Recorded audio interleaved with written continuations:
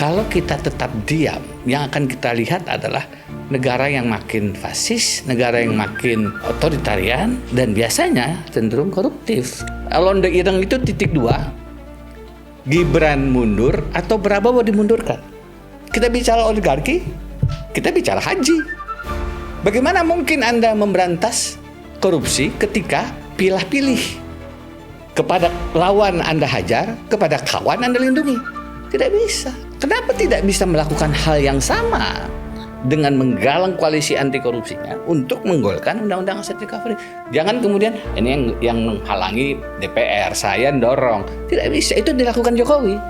Tingkat dalam istana yang mengatakan Uri tidak melanggar undang-undang, tidak melanggar hukum. Melanggar hukum kalau itu universitas. Uri bukan universitas. Orang kemudian berpikir, aduh, kalau Pak Prabowo jatuh, Gibran jadi presiden kita. Waduh, ini malah petaka yang lain lagi. Jokowi mungkin menunggu itu. Indonesia tidak.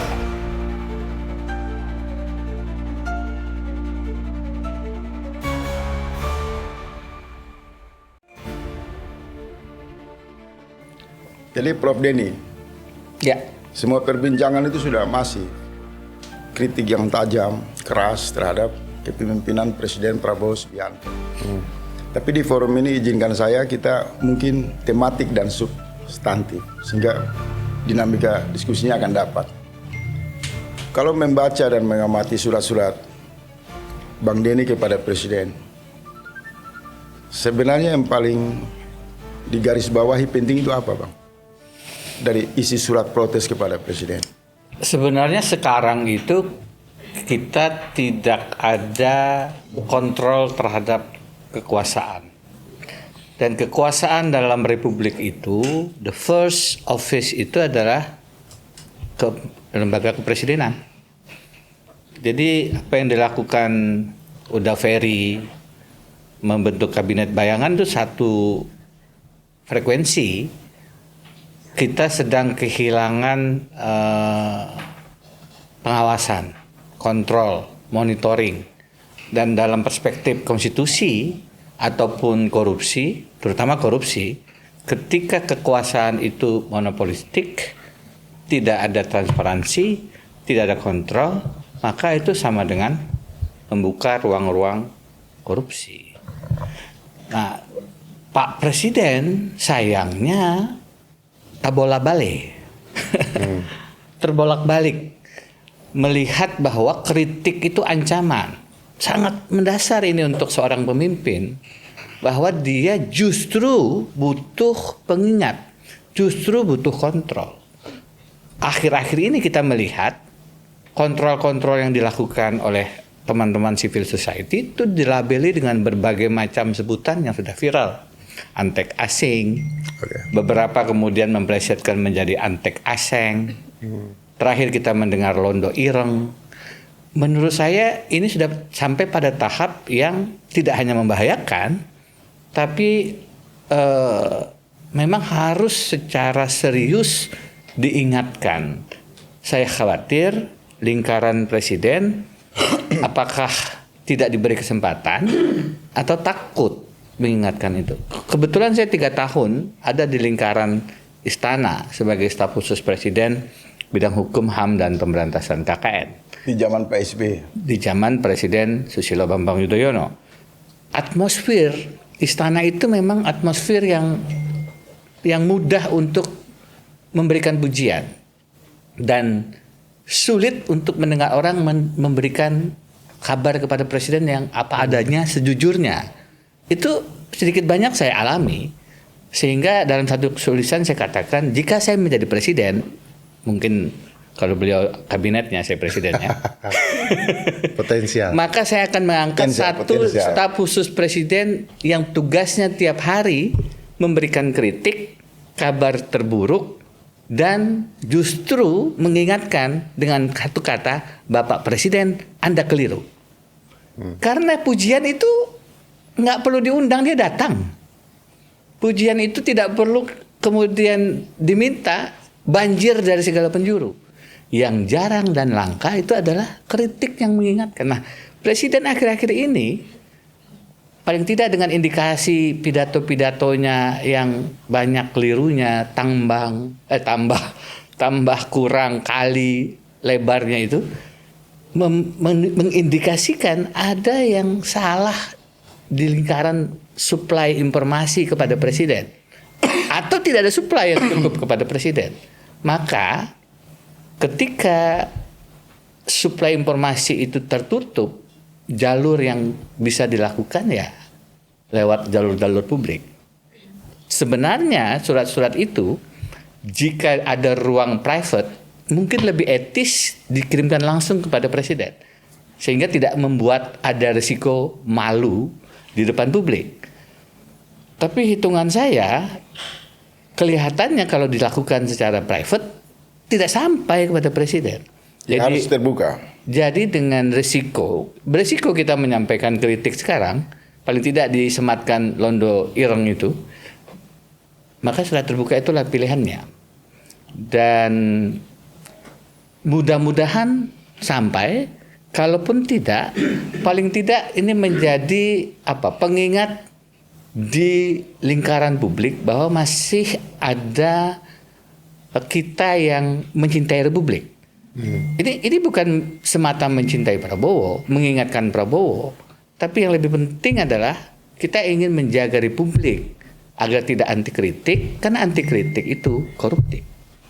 Nah, hal-hal semacam ini sebenarnya simpel dan harusnya untuk seorang leader itu dia pahami gitu. Tapi coba lihat di level partai.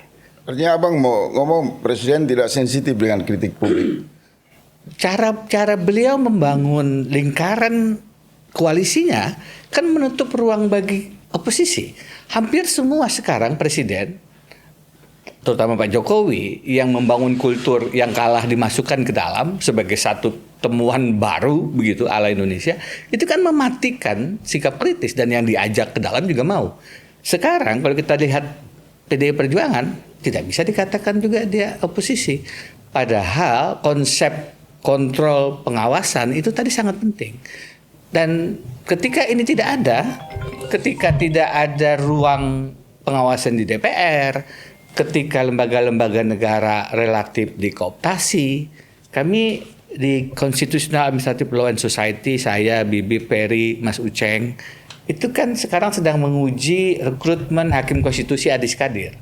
Sejak di MK, Majelis Kehormatan, sekarang kami 2 gugatan di PT UN, karena kita melihat ruang seleksi itu tertutup, tidak transparan, tidak sesuai dengan undang-undang, dan khawatirnya kami itu adalah bagian dari strategi elektoral 2029, karena putusan akhir Pilpres ada di MK. Kalau Anda punya tidak usah 9, 5 saja, itu sudah jaminan menang.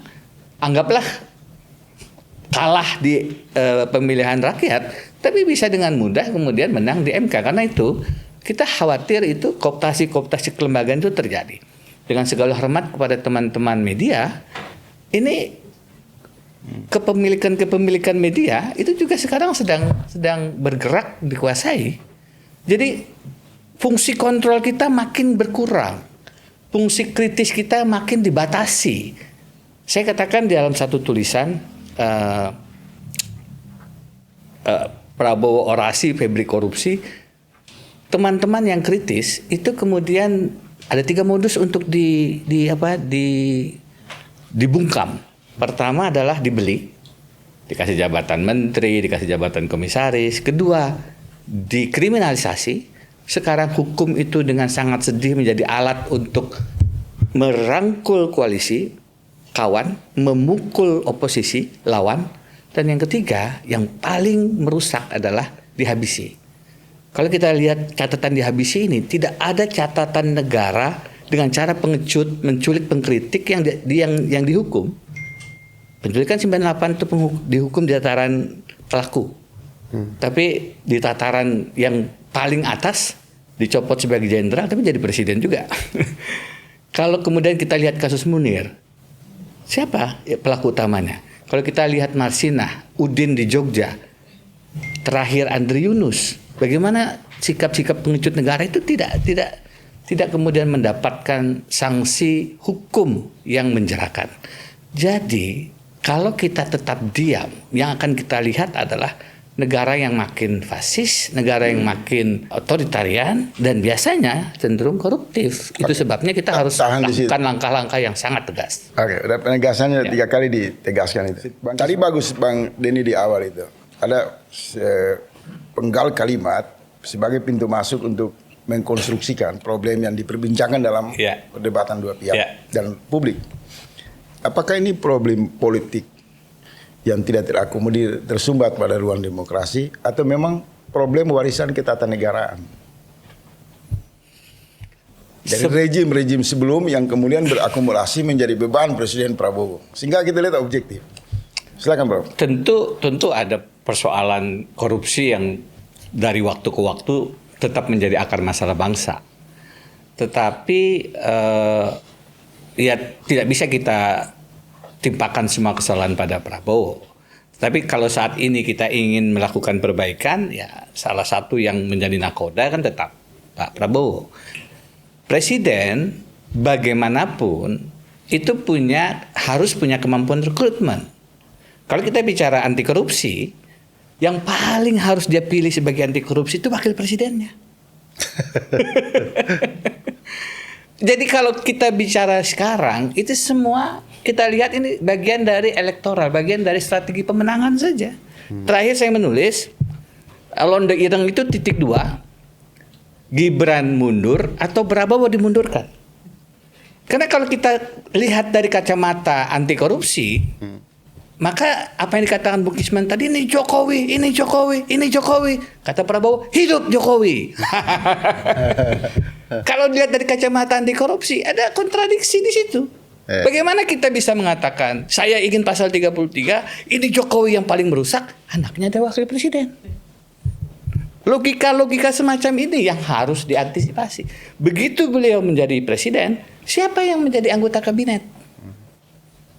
Siapa yang kemudian bisa beliau ajak berlari memberantas korupsi? Ketua-ketua partai yang mundur diancam karena kasus korupsi. Tapi ada yang mengatakan gini, dari rejim sebelumnya itu nggak berani untuk menempatkan oligarki sebagai musuh dari kebijakan negara yang strategi. Pada era Prabowo lah, saya mendengar langkah itu dilakukan. Saya mendengar cerita itu. Itu gimana menurut Prof?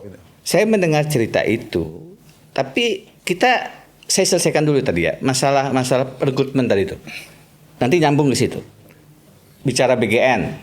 Sekarang kepala BGN-nya salah satunya tersangka korupsi. Bicara oligarki.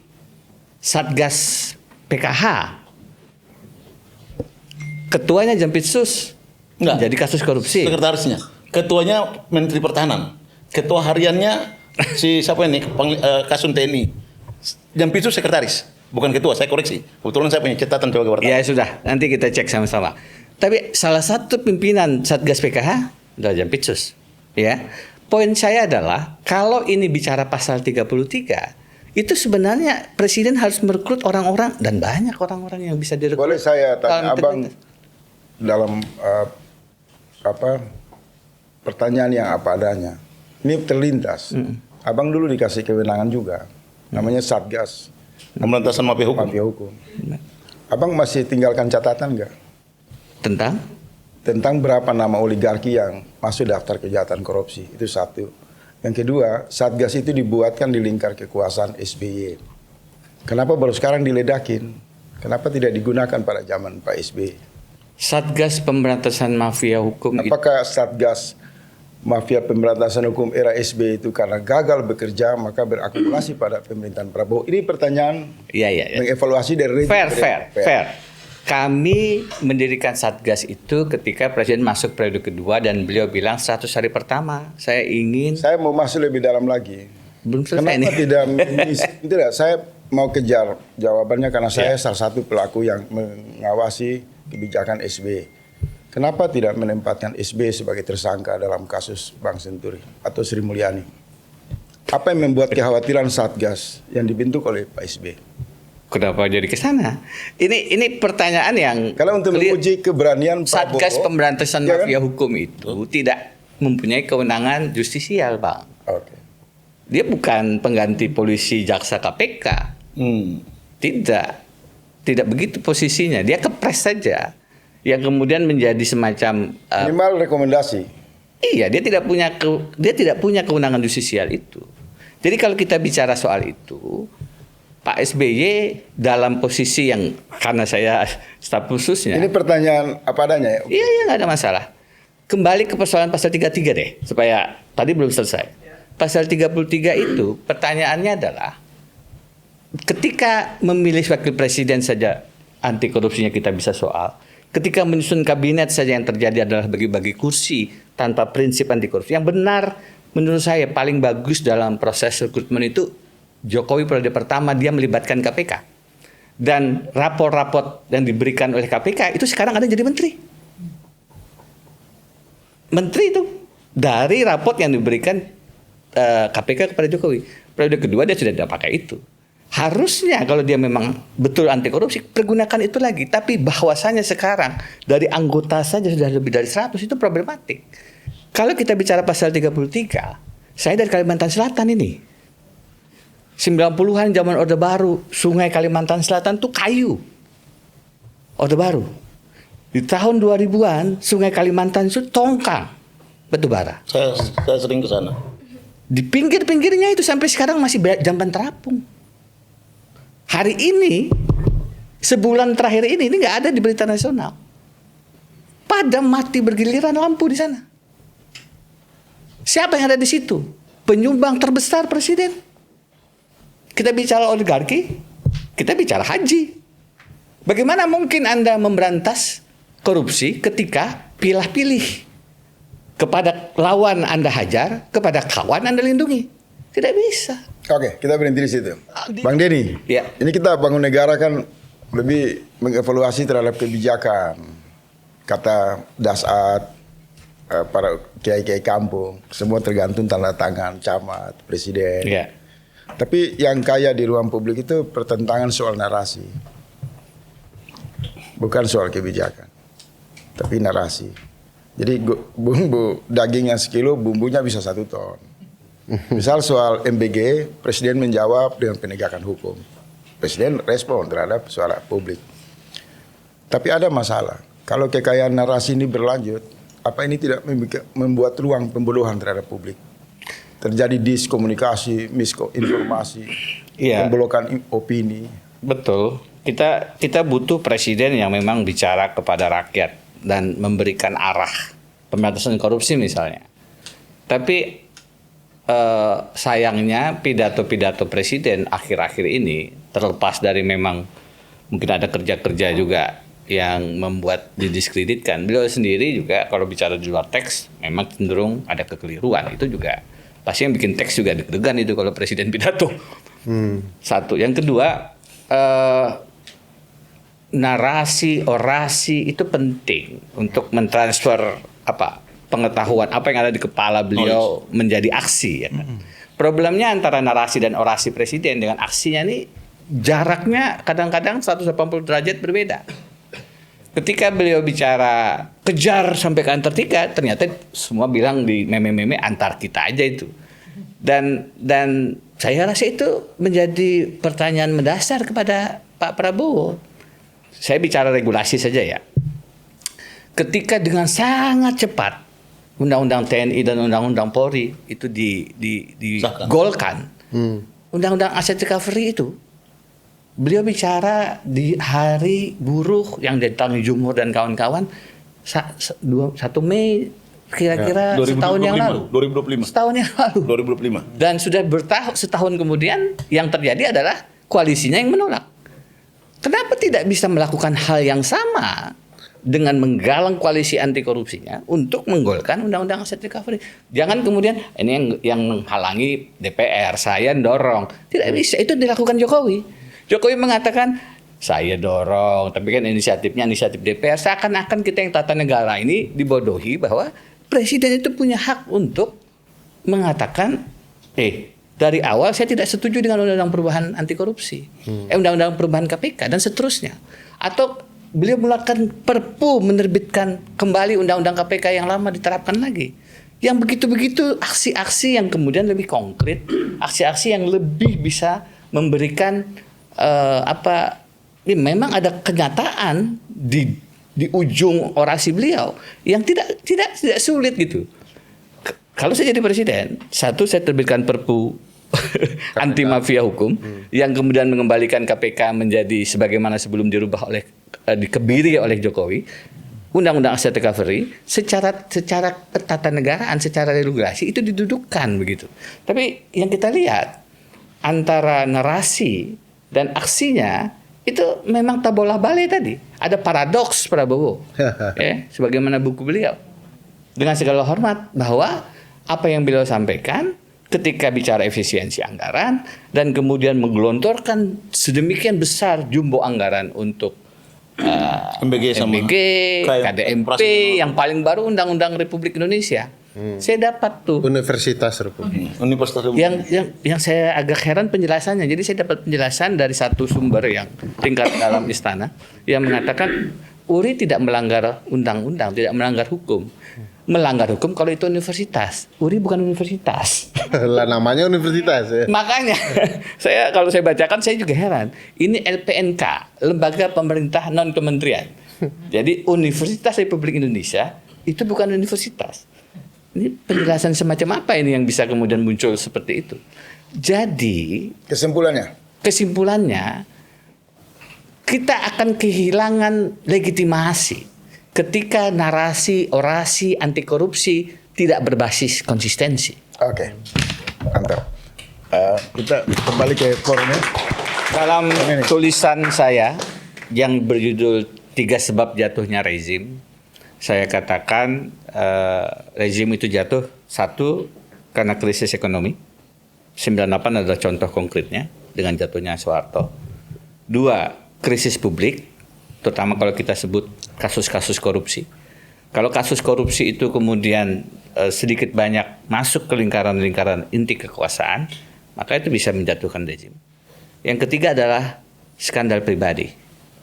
Dan skandal pribadi yang sekarang muncul di ruang-ruang diam, meskipun ada yang mengangkat ke ruang publik dan tidak dijawab, jawabannya adalah pemberedelan, pemberangusan, itu akan mencari jalan karena dia tertutup. Ingat, kalau air bah itu ditutup, pada titik tertentu ada gempa sedikit, dia akan menjadi tsunami. Jadi, ya saya tidak tahu, saya bukan ahli nujum. Tetapi 3 alasan ini yang terjadi di banyak catatan sejarah ketika rezim itu tumbang. Saya kemarin bertanya ke salah satu pimpinan PLN, karena saya pulang ke rumah minggu lalu, ternyata di tempat saya tuh, Banjarbaru, Kalimantan Selatan, lampu sedang bergilir mati. Saya bilang, pertanyaan saya satu, sejak kapan? Sebulan, kok nggak ada beritanya? Memang media tidak terlalu memberitakan. Ada sumbatan informasi yang sengaja dilakukan. Yang kedua, ini Kalimantan Selatan, daerah yang kaya batu bara. Banyak sekali tambang ilegalnya. Banyak haji muncul dari sana. Banyak haji muncul dari sana. Banyak penyumbang dana pilpres muncul dari situ dan dapat menteri. Kalau dia dapat menteri 7 saja itu karena sumbangannya yang besar. Karena itu menurut saya, ini kalau kemudian muncul dalam satu kejadian di beberapa wilayah, apalagi Jawa pemadaman itu, energi, listrik, itu bisa memicu. Nah, bagaimana cara solusinya? Ini yang kita terbata-bata sering. Orang kemudian berpikir, aduh, kalau Pak Prabowo jatuh, Gibran jadi presiden kita. Waduh, ini malah petaka yang lain lagi. Jokowi mungkin menunggu itu. Indonesia tidak. Sehingga kita punya banyak kekhawatiran dan memang agak sulit mencari satu kesamaan pada saat bicara situasi semacam ini. Karena kita punya wakil presiden yang tidak punya kapasitas dan kewibawaan untuk memimpin. Uncapacity. Ya sulitlah untuk mengakui bahwa kita ternyata punya dosa kolektif untuk menjadikan Gibran sebagai wakil presiden. Ini kan karena putusan Paman Usman untuk ponakan Gibran ini di putusan MK 90. Tetapi apapun kesulitan yang kita hadapi, kita harus kemudian tetap melakukan langkah upaya korektif yang sifatnya tetap mencoba mengingatkan presiden sebagai nakodai. Ini bahaya. Ekonomi kita ini tidak sedang baik-baik saja. Jangan kemudian terbuai dengan laporan-laporan yang seakan-akan tidak ada masalah gitu. Dan yang mengatakan tidak ada masalah dianggap pengkhianat. Ini kan betul-betul harus Oke, kita terima kasih. sadarkan. Prof. Denny.